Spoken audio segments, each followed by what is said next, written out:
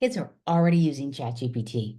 And I don't mean just in the United States, all over the world. Now, OpenAI says that ChatGPT should be used starting with age 13 through 18 with parent permission. But that is not stopping other countries like Singapore. Singapore, it has a preschool that is giving students access, 3-year-olds, 4-year-olds, 5-year-olds, to ChatGPT and yes, DALL-E, meaning they're creating images and having conversations and problem solving at a young age. I think it is very important for a child to adopt AI as early as age of 4 or 5. May I know why is Pokemon not real? Which now you use voice to interact with ChatGPT. Now, it should be noted that students in Singapore, compared to students in the United States, outscore the United States. And Singapore is the top performing country in the world in mathematics.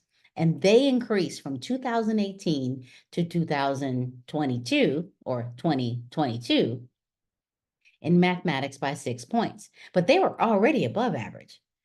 And the United States declined 16 points. Now, this was on the PISA. And if you're like, what is the PISA? Program for International Student Assessment, the PISA, that's taken around the world, and your schools may not have taken it, but there are schools in the United States that did take it. And what is that telling us?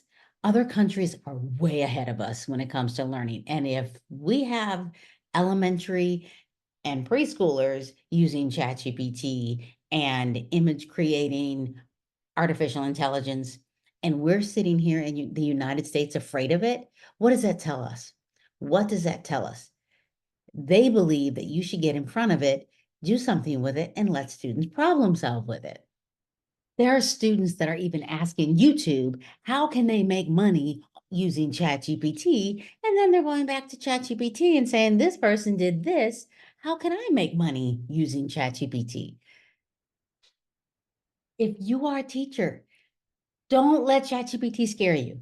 I know that some of your districts are like, no way, no how, you are not using ChatGPT, but you go home and you use ChatGPT. Or you're like, what is ChatGPT? Go watch this video. Now, it is very scary to some people.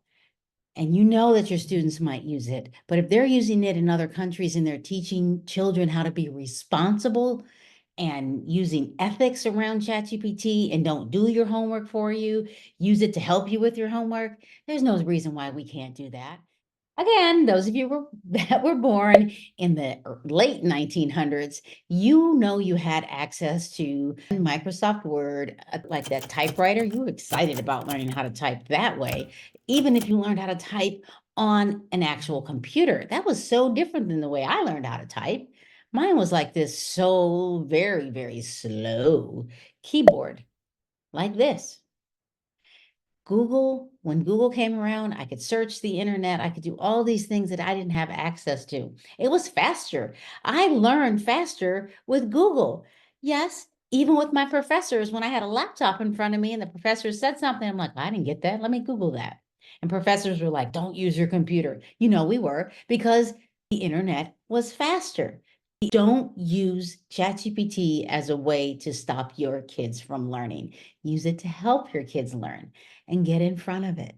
It's my hope that we can learn with this. This is a 4-part series on looking at ChatGPT because your kids are already doing it. What can we do differently? And how can I help support you in learning the artificial intelligence of ChatGPT and getting in front of this wonderful AI platform and allowing it to learn with you and not necessarily for you. Help it let you problem solve.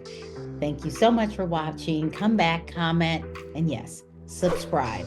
I'm looking forward to hearing your ideas and how you as an educator are using ChatGPT.